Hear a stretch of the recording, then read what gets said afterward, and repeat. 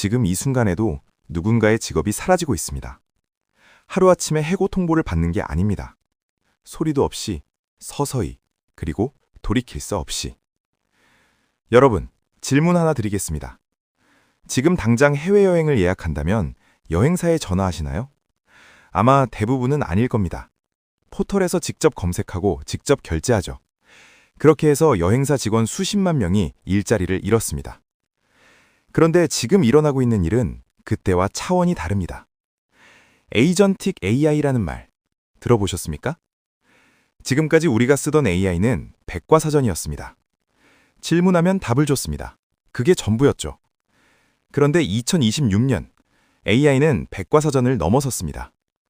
이제 AI는 내 신용카드를 들고 직접 비행기표를 끊어옵니다. 내가 다음 주 제주도 가장 싼 항공편 잡아 라고 말하는 순간 AI는 스스로 사이트에 접속하고 가격을 비교하고 결제까지 완료합니다. 중간에 사람이 끼어들 틈이 없습니다. 여행사만의 이야기가 아닙니다. 부동산 중개인, 법률 보조, 세무대리, 보험 설계사, 고객과 서비스 사이에서 연결을 대가로 수수료를 받아온 모든 직업이 지금 이 순간 위협받고 있습니다. 에이전틱 AI는 그 중간 단계 전체를 통째로 삭제해버리고 있는 겁니다. 그런데 여기서 더 충격적인 반전이 있습니다. 그럼 AI를 만드는 사람은 안전하겠네. 많은 분들이 그렇게 생각하셨을 겁니다. 불과 3년 전까지만 해도 전문가들은 외쳤습니다. 살아남고 싶으면 코딩을 배워라. 그 말을 믿고 밤새워 파이썬을 공부한 분들이 계실 겁니다. 그 조언의 유통기한이 끝났습니다. 다음 장에서 말씀드릴 내용은 어쩌면 여러분이 가장 듣기 싫은 이야기일 수 있습니다. AI 시대에 코딩을 배운 개발자가 왜 가장 먼저 대체되고 있는지, 그리고 인류 역사상 단 한 번도 경험하지 못한 지능의 무한 공급 시대가 우리 일상을 어떻게 바꾸는지 지금부터 낱낱이 파헤쳐드리겠습니다. AI한테 코딩을 빼앗긴다고? 설마. 딱 1년 전까지만 해도 개발자는 가장 안전한 직업이었습니다. 연봉은 높고 수요는 넘쳤고 AI 시대의 수혜자로 꼽혔죠. 그런데 지금 실리콘밸리에서 가장 먼저 구조조정 통보를 받는 직군이 어딘지 아십니까? 바로 주니어 개발자입니다. 인류가 수천 년간 쌓아온 가장 근본적인 자원 부족이 있습니다. 식량도 아니고 에너지도 아닙니다. 바로 지능이었습니다. 똑똑한 사람은 언제나 부족했고 그래서 비쌌습니다. 의사, 변호사, 개발자, 전문직이 대우받은 건 결국 희소한 지능의 값을 매긴 것이었습니다. 그 희소성이 지금 무너지고 있습니다.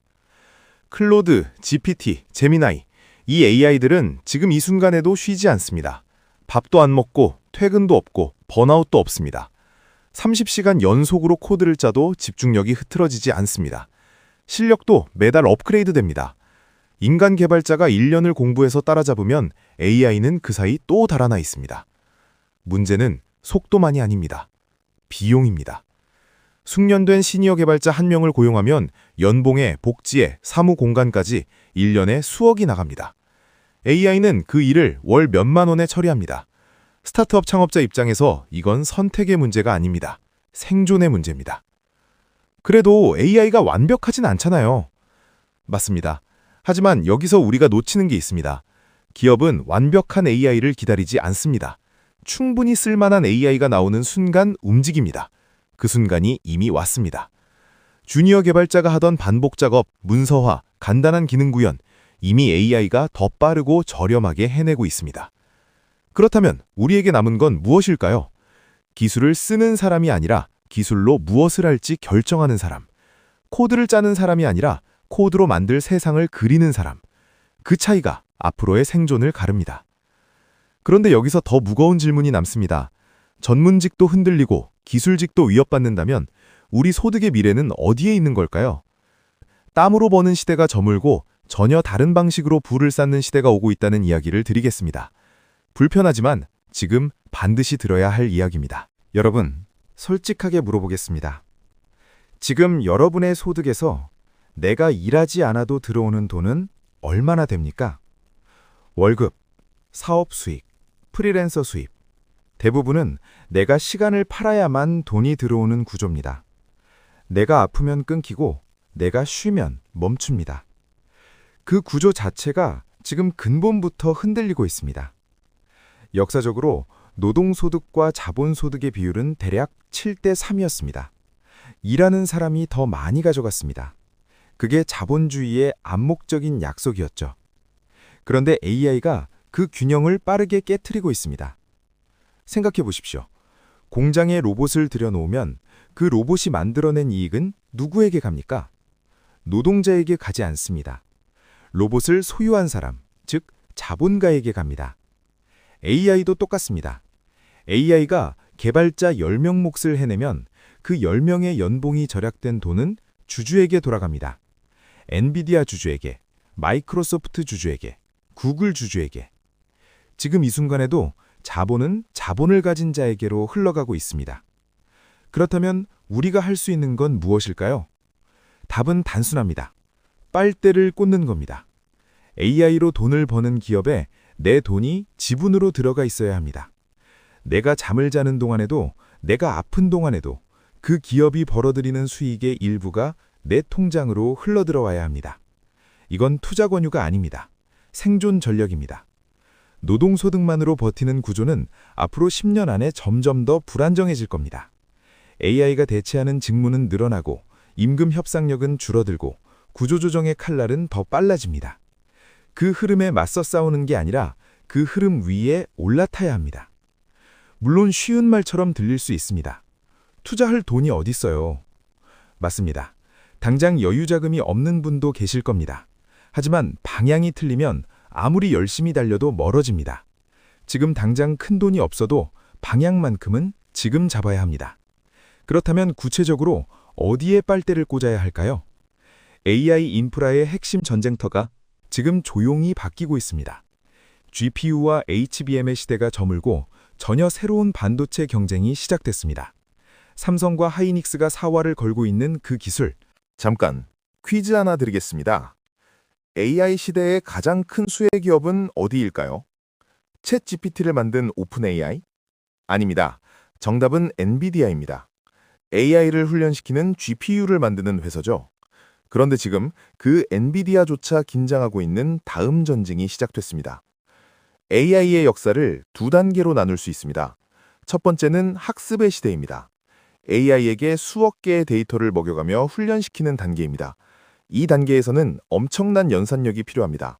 엔비디아의 GPU가 불티나게 팔린 이유가 바로 여기에 있습니다. 데이터 센터마다 GPU를 쌓아 올리고 그 GPU에 데이터를 빠르게 공급하는 고대역폭 메모리, HBM이 황금알을 낳는 거위가 됐습니다. 하이닉스가 엔비디아 납품으로 역대급 실적을 낸 것도 이 흐름이었습니다. 그런데 지금 패러다임이 바뀌고 있습니다. AI 학습은 어느 정도 끝났습니다. 이제는 추론의 시대입니다. 훈련된 AI가 24시간 스스로 돌아가며 실제로 일을 처리하는 단계입니다. 에이전틱 AI가 여행을 예약하고 보고서를 쓰고 코드를 짜는 그 모든 순간이 전부 추론입니다. 그리고 추론은 학습과 전혀 다른 걸 요구합니다. 속도보다 효율입니다. 학습은 한 번 크게 태우면 됩니다. 하지만 추론은 1년 365일 하루 24시간 쉬지 않고 돌아가야 합니다. 전기를 조금만 더 먹어도 그 비용이 수년간 누적되면 천문학적 금액이 됩니다. 그래서 데이터 센터 운영자들이 지금 가장 목마르게 찾는 건 빠른 반도체가 아니라 전력 효율이 높은 반도체입니다. 여기서 등장하는 게 HBF입니다. 하이 밴드위스 플래시. 기존 HBM이 D램 기반이라면 HBF는 낸드 플래시 기반입니다. 전력 소비는 낮추고 대용량 데이터는 빠르게 처리합니다. 추론 중심의 AI 시대에 최적화된 메모리입니다.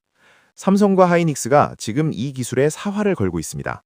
업계에서는 올해 6월 첫 번째 샘플이 나올 것으로 보고 있습니다. 6월을 주목해야 하는 이유가 여기 있습니다.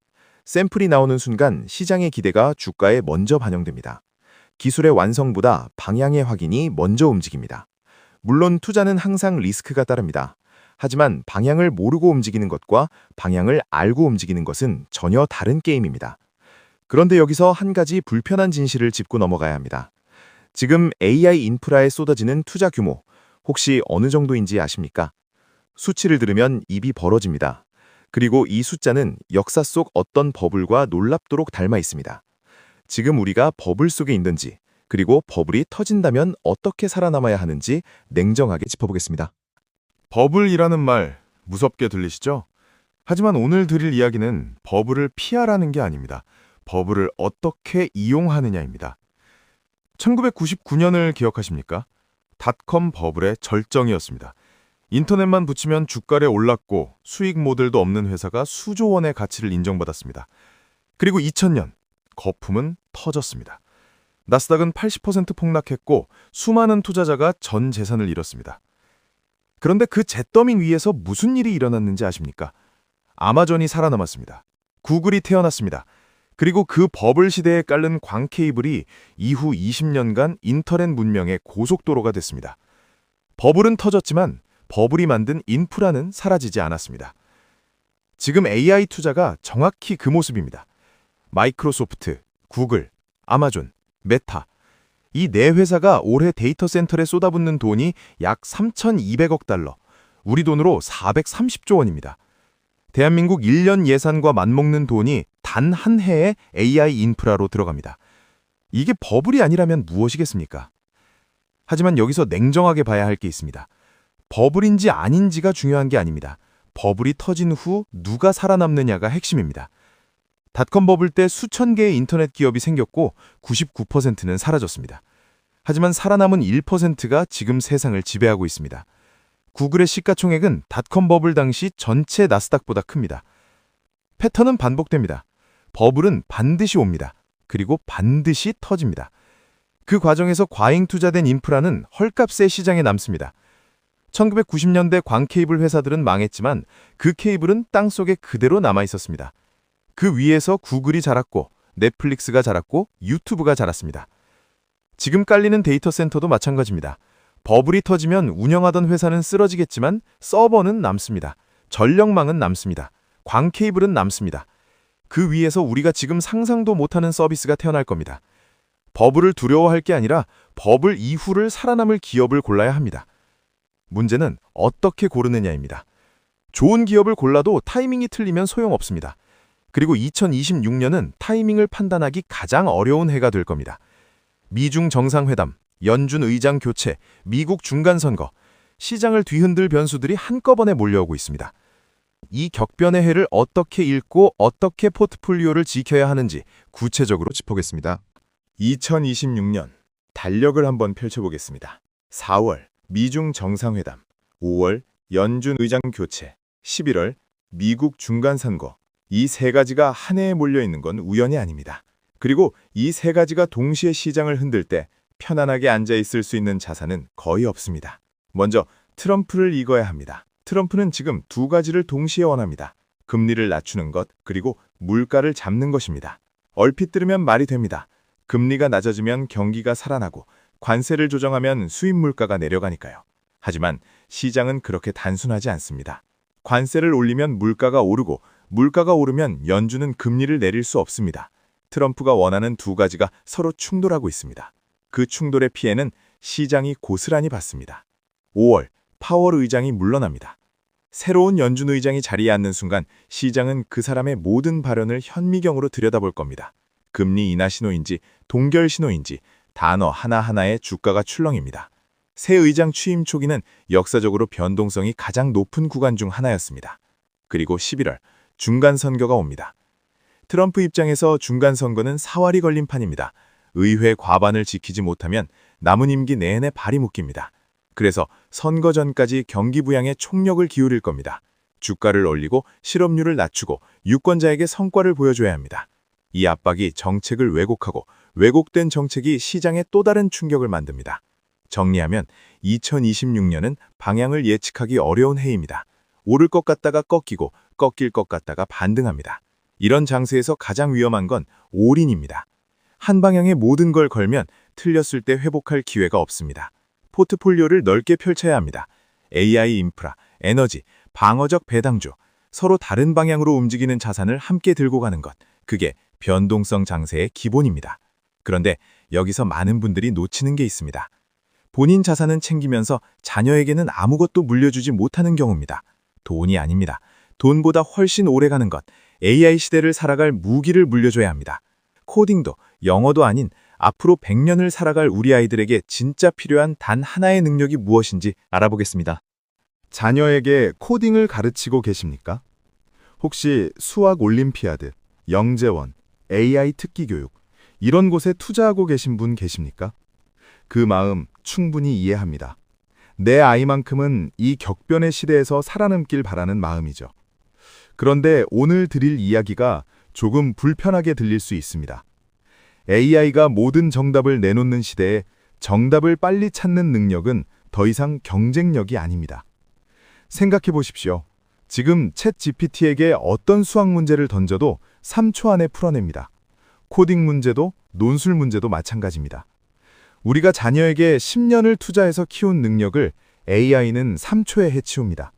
그 능력을 더 빠르게 키우는 게 답일까요? 아닙니다. AI가 절대 줄 수 없는 게 있습니다. 무엇을 물어볼지 결정하는 것. 수많은 정답 중에서 지금 이 상황에 맞는 걸 고르는 것. 그리고 틀렸을 때 다시 일어서는 것. 이 세 가지는 기계가 흉내낼 수 없는 인간 고유의 영역입니다. 첫 번째는 안목입니다. 정보가 넘쳐나는 시대일수록 무엇이 중요한지 가려내는 눈이 희소해집니다. 이 안목은 교실에서 길러지지 않습니다. 다양한 실패를 겪고 다양한 사람을 만나고 다양한 세계를 경험하면서 쌓입니다. 정답을 외우는 공부가 아니라 질문을 만드는 경험이 필요합니다. 두 번째는 리질리언스입니다. 회복 탄력성, 넘어져도 다시 일어나는 힘입니다. AI 시대는 변화의 속도가 지금보다 10배는 빠를 겁니다. 지금 배운 기술이 5년 후엔 쓸모없어질 수 있습니다.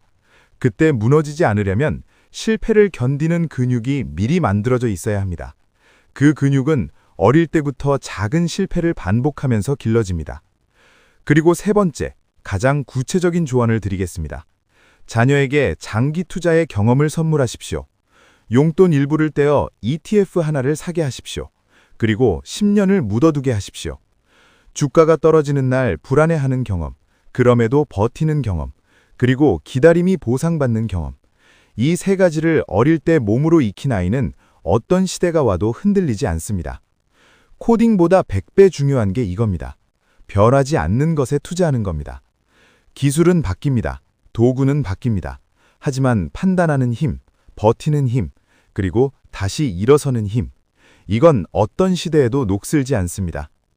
지금까지 에이전틱 AI의 습격부터 반도체 전쟁, 버블의 본질, 그리고 우리 아이들의 미래까지 달려왔습니다. 마지막 이 모든 이야기를 하나로 묶는 질문을 드리겠습니다. 신대륙을 발견했다는 소식을 듣고 여러분은 지금 무엇을 하고 있습니까? 1492년 콜럼버스가 신대륙을 발견했습니다.